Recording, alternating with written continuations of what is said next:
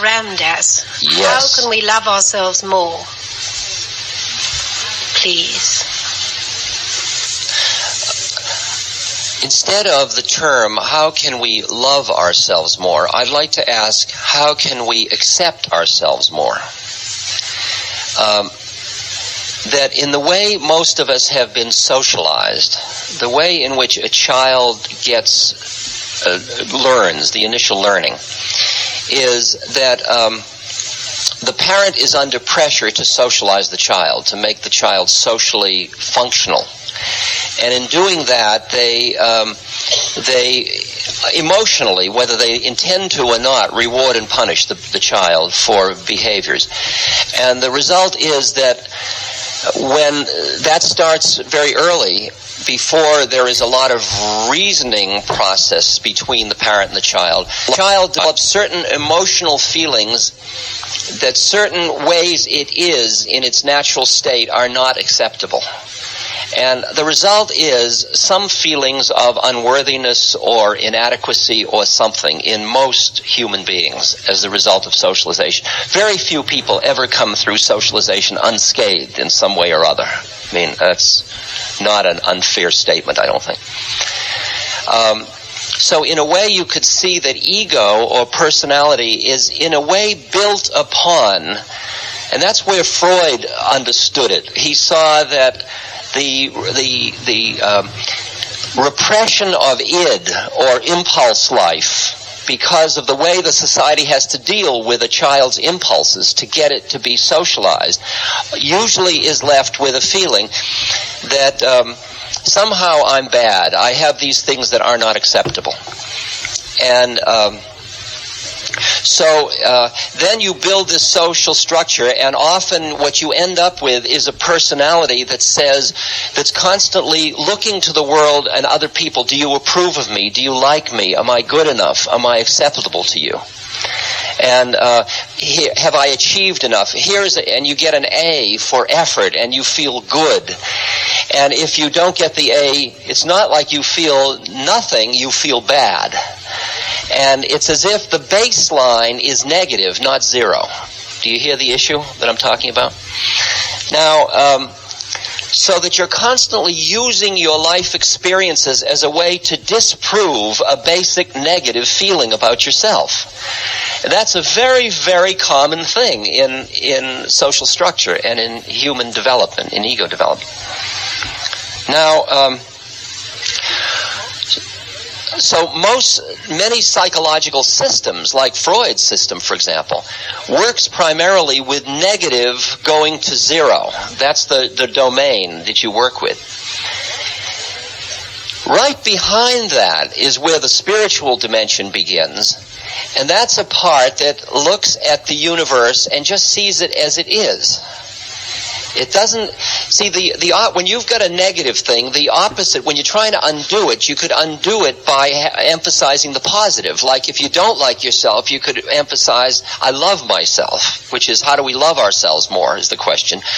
Or we could say, let's go behind love and hate and find a place where we merely acknowledge ourselves, where we just allow our humanity. And we hear that there is negativity in us, and there is inadequacy, and we allow ourselves. And the word that I have come up with, that I'm finding most comfortable to work with, is the word appreciation. That we come to just appreciate what is. It's interesting, the way I've looked at it is that you go out into the woods and into the forests, and you look at trees and you appreciate the trees. You don't say that tree is good and that tree is bad because one tree is fat and one is thin, or one is tall and one is short, or one is bent and one is straight, unless you're in the lumber business. For the most part, you just look at the trees and you appreciate them the way they are. They are what they are, and you can appreciate them. But the minute you get near humans, it's interesting that you immediately go into a judging mode. You come into better and worse.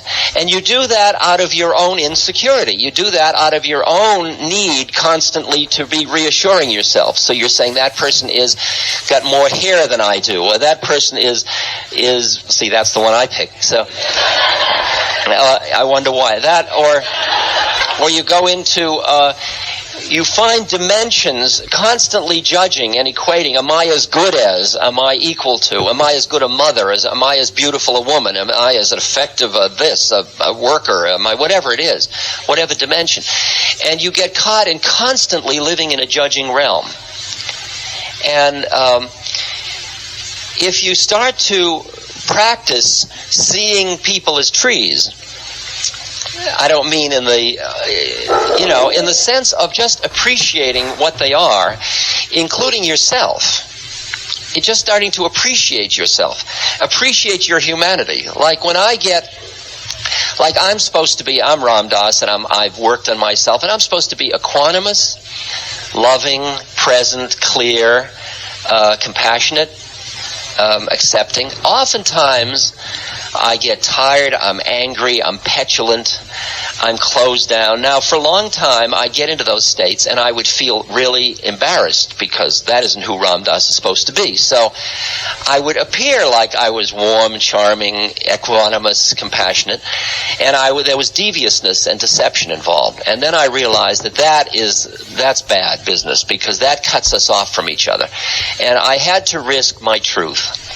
I had to risk being human with other people and realize that what we offer each other is our truth. And our truth includes all of our stuff. And the first thing I had to do was accept my own truth. I had to allow myself to be a human being. And I think that I was very helped by my spook friend, Emmanuel, who... my disembodied friend, who, when I said to him, Emmanuel, what am I doing on Earth? He said, why don't you try, you're on Earth, why don't you try taking the curriculum? Why don't you try being human? And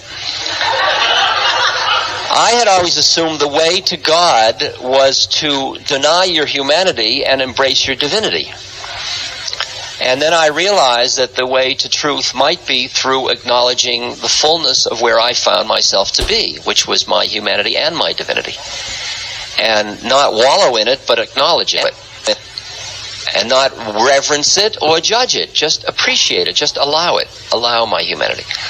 So I have gotten to the point now where I am what I am much more, and some people like it and some people don't like it, and if they like it, that's their problem, and if they don't like it, that's their problem. I don't take it all on myself and as much. And well, it's a slow process. It's a slow process. Now, what I found was that as I started to allow myself to be human more, just allowed what I am, things changed much faster in me. I mean, things fell away more quickly. It was as if I was locked into a model which was based on that negativity, that dislike of myself. And once I just allowed that I am human with all the foibles, things started to flow, and I could feel change occurring in myself. And then I would start to experience my own beauty. And it frightened me, because it was so dissonant and discrepant from the model that I had cultivated of myself over the years, that I had to do good in order to be beautiful. And the idea that I just am, that what is, when you look at a tree or a rock or a river, it is in its own way beautiful. You look at decay, it is beautiful. I know Laura Huxley, who's a very dear friend. In her kitchen, she has these jars over the sink, and she takes old beet greens and orange peels and things and sticks them in water in these long, beautiful pharmaceutical jars. And then they slowly mold and decay, and there are these beautiful decay formations and mold. And it's really garbage. It's garbage as art. And we look at it, and it's absolutely beautiful. There's absolute beauty in that. And I've begun to expand my awareness to be able to look at the universe as it is and see what is called the horrible beauty of it. The horrible beauty of it. There's horror and beauty in all of it, because there's decay in all of it. I mean, we're all decaying. I look at my hand, and it's decaying. And it's beautiful and horrible at the same moment. And I just live with that. And with that, I start to see the beauty in it. So we're talking about appreciating what is. Not loving yourself as opposed to not liking yourself, but allowing yourself. And as you allow, it changes. That's about, I think that gets behind the polarities. I think that's what's important. Okay? Question?